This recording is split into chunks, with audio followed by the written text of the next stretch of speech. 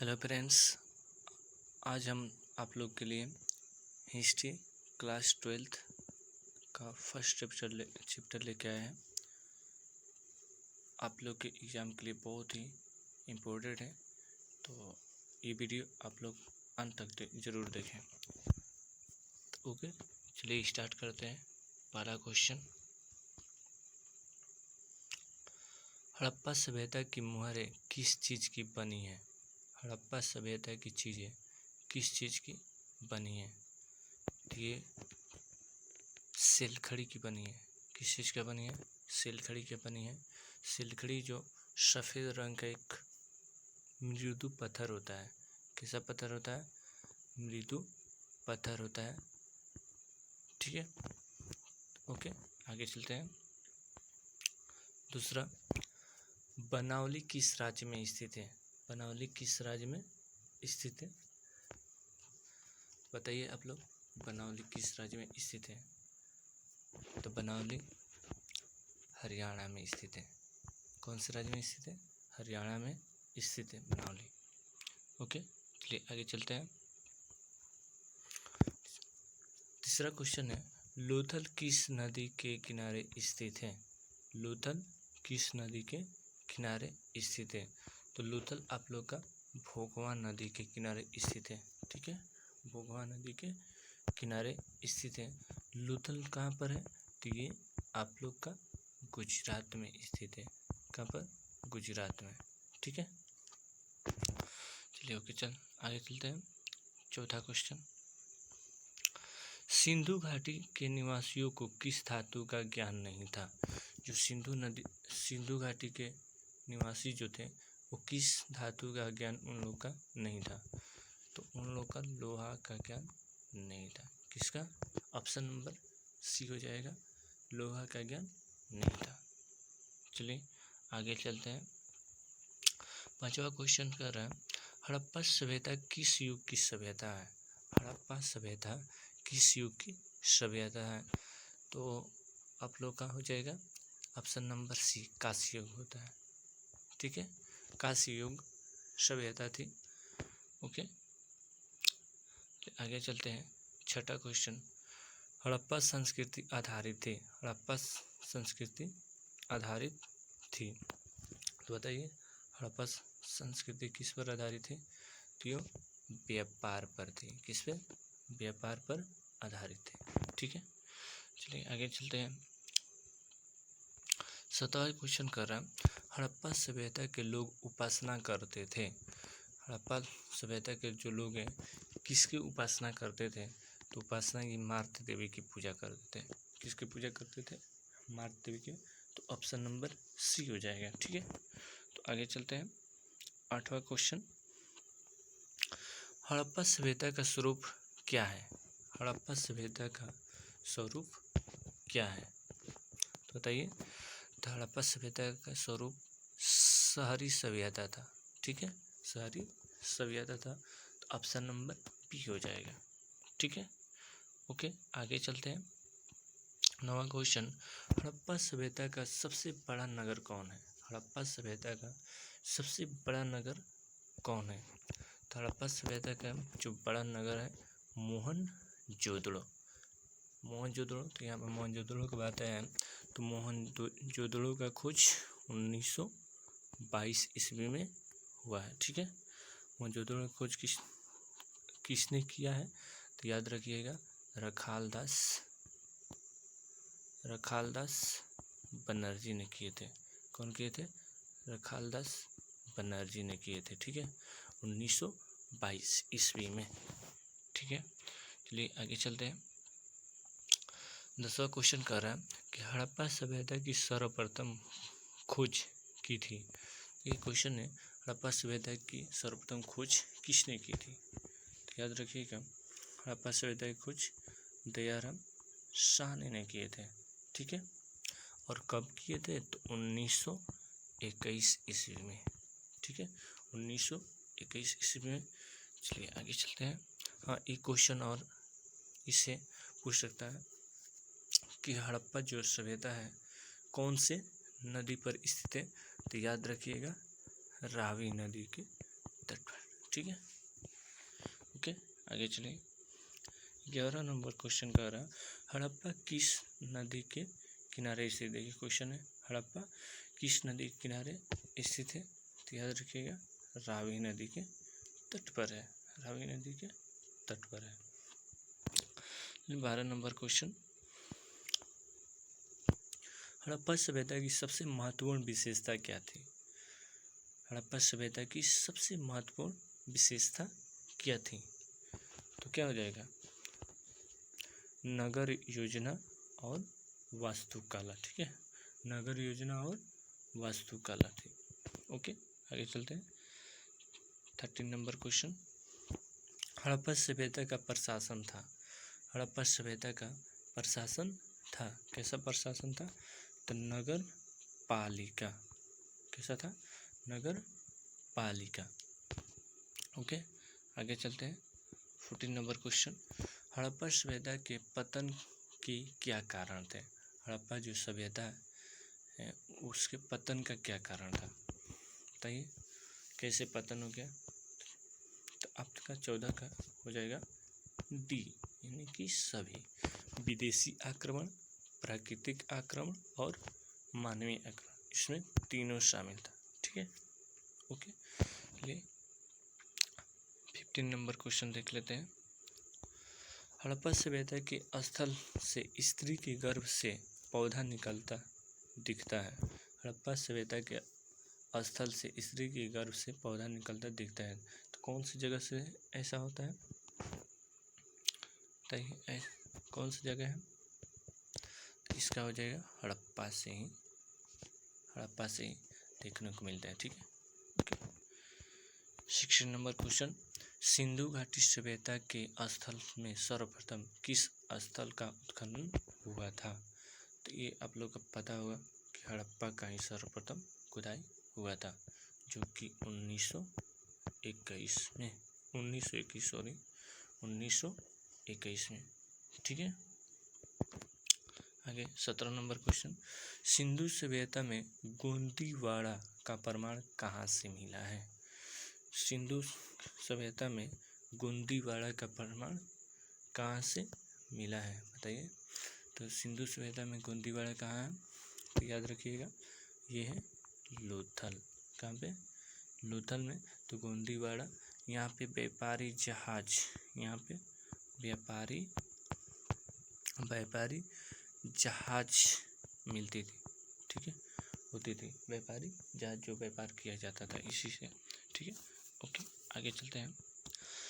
किस सिंधु स्थल से सूती के कपड़े के साक्ष्य मिले हैं,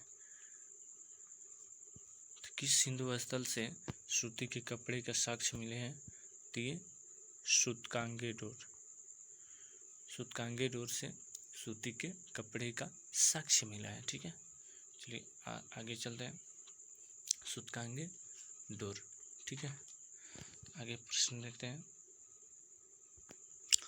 मोहनजोदड़ो का उत्खनन किया था, ये क्वेश्चन आ गया है जो पीछे आप लोगों को बताए थे। मोहनजोदड़ो का उत्खनन किया था, तो मोहनजोदड़ो का उत्खनन कौन किए थे,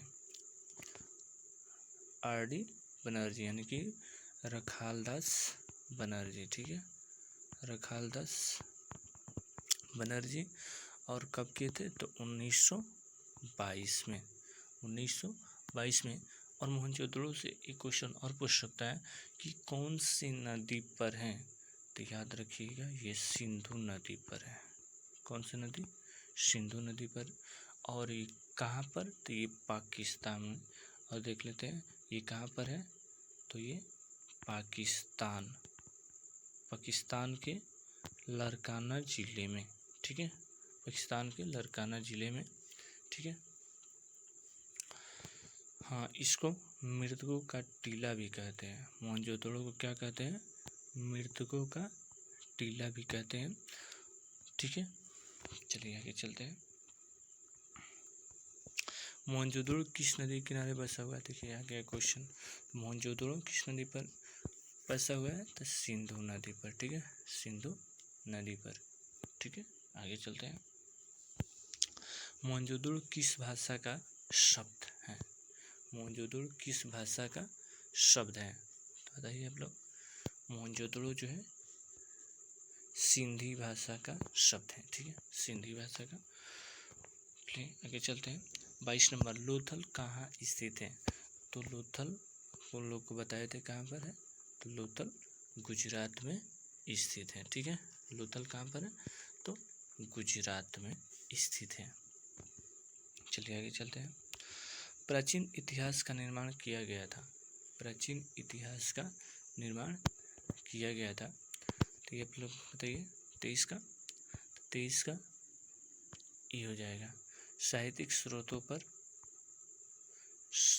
स्रोतों के आधार पर, ठीक है, साहित्यिक स्रोतों के आधार पर। चलिए आगे चलते हैं। कालीबंगा भारत के किस राज्य में अवस्थित है? कालीबंगा भारत के किस राज्य में अवस्थित है? तो कालीबंगा जो है राजस्थान में स्थित है। कहाँ पर? राजस्थान में स्थित है कालीबंगा, ठीक है। तो कालीबंगा देखिए जो राज्य काली चूड़ियों के लिए मशहूर था, जिसको क्या बोलते हैं? काली चूड़ियाँ, ठीक है, काली चूड़ियाँ इसको कहते हैं। और ये कौन सी नदी पर है? तो याद रखिएगा सरस्वती नदी। सरस्वती फिलहाल में अब लुप्त हो गई है, लेकिन ये कौन सी नदी पर स्थित है? तो सरस्वती नदी पर, ठीक है। और इसके जो खोज हुआ था तो बीबी लाल किए थे। कौन किए थे? बीबी लाल किए थे और बीके थापर, बीबी लाल और बीके थापर किए थे। और कब? तो 1960 ईस्वी में, याद रखिएगा, बीबी लाल और बीके थापर किए थे 1960 ईस्वी में। ये क्यों, किस लिए मशहूर था? काली चूड़ियों के लिए, ठीक है। आगे चलते हैं। गंदे पानी की निवासी की समुचित व्यवस्था सर्वप्रथम किस सभ्यता में देखने को मिली? तो 25 का आप लोग का आंसर हो जाएगा ए नंबर, सिंधु घाटी सभ्यता में देखने को मिली। सिंधु घाटी सभ्यता में देखने को मिली, ठीक है। चलिए आगे चलते हैं। 26 नंबर क्वेश्चन, कालीबंगा किस नदी के किनारे अवस्थित? देखिए जो क्वेश्चन हम पीछे बताए वही है। कालीबंगा किस नदी के किनारे अवस्थित है? तो ये सरस्वती नदी के किनारे, ठीक है, सरस्वती नदी। आगे चलते हैं। सिंधु सभ्यता का बंदरगाह नगर कौन था? सिंधु सभ्यता का बंदरगाह नगर कौन था? तो कौन था बताइए? तो इसका हो जाएगा आंसर डी नंबर। कौन हो जाएगा? लोथल। लोथल पता है हम लोग को कहाँ पर अवस्थित था? गुजरात में, ठीक है, गुजरात में। ओके आगे चलते हैं। सिंधु सभ्यता में नर्तकी की मूर्ति कहाँ से मिली है? सिंधु सभ्यता में नर्तकी की मूर्ति कहाँ से मिली है? तो ये मोहनजोदड़ो से मिली है। मोहनजोदड़ो से एक क्वेश्चन और है, क्वेश्चन पूछ सकता है कि विशाल स्नानागार कहाँ पर स्थित है? तो मोहनजोदड़ो में स्थित है, ठीक है। आगे चलते हैं। सिंधु सभ्यता का किस देश के साथ व्यापारिक संबंध नहीं था? तो सिंधु सभ्यता का किस देश के से व्यापारिक संबंध नहीं था? देखिए इसमें मेसोपोटामिया से था, ईरान से भी था और अफगानिस्तान से भी था, लेकिन चीन से नहीं था। तो ऑप्शन हो जाएगा डी नंबर। ऑप्शन क्या हो जाएगा? डी नंबर हो जाएगा, चीन, ठीक है। आगे चलते हैं। सिंधु वासियों के प्रमुख देवता कौन थे?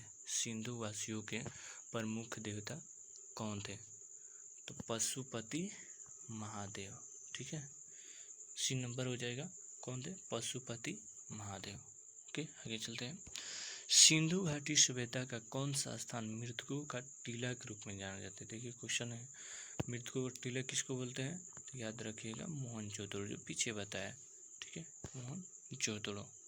आगे, सिंधु घाटी सभ्यता का कौन सा स्थल सिंध का बाग कहा जाता है? सिंधु घाटी का सभ्यता कौन सा स्थल सिंध बाग कहा जाता है? तो 32 का आप लोग का आंसर क्या हो जाएगा? तो मोहनजोदड़ो। सिंध बाग किसको बोलते हैं? मोहनजोदड़ो, जो लारकाना जिले सिंध में स्थित था। और ये कहाँ पर स्थित था? तो पाकिस्तान में स्थित था। कौन से नदी पर? तो सिंधु नदी पर, ठीक है, सिंधु नदी पर। आगे चलते हैं। सिंधु सभ्यता में समाज का स्वरूप क्या था? सिंधु सभ्यता में समाज का स्वरूप था? तो बताइए 33 का ये हो जाएगा मातृसत्तात्मक था। ठीक है, माता के अनुसार। ठीक है, सिंधु सभ्यता किसके समकालीन नहीं मानी जाती है? सिंधु घाटी सभ्यता जो है किसके समकालीन नहीं मानी जाती है? तो आपका ये चीन हो जाएगा। आंसर क्या हो जाएगा? चीन हो जाएगा, क्योंकि मिस्र से भी समकालीन था, मेसोपोटामिया से भी था और क्रीट से भी, तीनों से था, लेकिन चीन से नहीं था। ठीक है, तो ओके आगे चलते हैं। सिंधु सभ्यता का क्षेत्रफल किस आकार का था? सिंधु सभ्यता का क्षेत्रफल किस आकार का था? तो बताइए त्रिभुजाकार था। कैसा था? त्रिभुजाकार, याद रखिएगा त्रिभुजाकार था। ठीक है, ओके आगे चलते हैं। 36 नंबर क्वेश्चन, किस सिंधु स्थल में महिला और पुरुष को एक साथ दफनाया गया? किस सिंधु स्थल में महिला और पुरुष को एक साथ दफनाया गया? तो कौन सा स्थल है? रोपण। ठीक है ना, कौन सा स्थल है? रोपण में। ठीक है, आगे चलते हैं। सिंधु घाटी सभ्यता में विशाल स्नानागार के अवशेष कहाँ से प्राप्त हुए थे? स्नानागार बता रहे थे, स्नानागार कहाँ से हुआ? तो मोहनजोदड़ो से। ठीक है, मोहनजोदड़ो से था। 38 नंबर क्वेश्चन, सिंधु घाटी सभ्यता की जुड़वा राजधानी थी। सिंधु घाटी सभ्यता की जुड़वा राजधानी कौन थी? बताइए। 38 का आप लोग का हो जाएगा सी नंबर, हड़प्पा और मोहनजोदड़ो। ठीक है, हड़प्पा और मोहनजोदड़ो जुड़वा राजधानी थी। ठीक है, आगे चलते हैं। 39 नंबर क्वेश्चन, रखालदास बनर्जी को मोहनजोदड़ो के अवशेष किस वर्ष मिले? यानी कि मोहनजोदड़ो का खोज, 1922 में, पीछे बताया मोहनजोदड़ो का खोज कब हुआ? 1922 ईस्वी में, याद रखिएगा। चलिए आगे चलते हैं। हल से जुते खेत के साक्ष्य कहाँ से मिले? हल से जुते खेत के साक्ष्य कहाँ से मिले? तो 40 का हो जाएगा इन नंबर, कालीबंगा में, कालीबंगा से। ठीक है, चलिए आगे चलते हैं। पशुपति महादेव की मुहर में निम्न में से कौन सा जानवर नहीं पाया जाता? देखिए क्वेश्चन बहुत इंपॉर्टेंट है। पशुपति महादेव की मुहर में निम्न में कौन सा जानवर नहीं पाया गया? कौन सा जानवर नहीं था? शेर नहीं था, हाथी, बाघ, भैंस, ये तीनों का चित्र था, लेकिन शेर का नहीं था। ठीक है, याद रखिएगा। आगे 42 नंबर क्वेश्चन, किस स्थान से शतरंज की तरह के खेल के प्रमाण प्राप्त हुए? किस स्थान से शतरंज की तरह खेल के प्रमाण प्राप्त हुए? तो क्या हो जाएगा? लोथल से। ठीक है, लोथल से प्राप्त हुआ था। ओके, राय बहादुर दयाराम साहनी ने उत्खनन करवाया था। किसका उत्खनन करवाया था? आप लोग को पता है, बता दयाराम साहनी, राय बहादुर दयाराम साहनी जो थे किसका उत्खनन कराए थे? बताइए। तो 43 के हो जाएगा हड़प्पा का उत्खनन कराए थे। कब कराए थे? तो 1921 में। ठीक है, आगे चलते हैं। मोहनजोदड़ो की खोज 1922 में किसने किया था? देखिए क्वेश्चन है, मोहनजोदड़ो की खोज 1922 में किसने किया था? किसने किया था? रखालदास बनर्जी ने किए थे। ठीक है, देखिए ये 44 क्वेश्चन बहुत हिस्ट्री का इम्पोर्टेंट क्वेश्चन था। तो आगे क्लास दूसरा लेके आएंगे, हिस्ट्री पार्ट 2 लेके आएंगे, पार्ट दूसरा का। ठीक है, तो जब आप लोग का वीडियो अच्छी लगे तो शेयर करें और मेरे चैनल को सब्सक्राइब करें, क्योंकि आप लोग के नए नए वीडियो का नोटिफिकेशन मिलते रहे। ठीक है, तो ओके फ्रेंड्स, थैंक यू।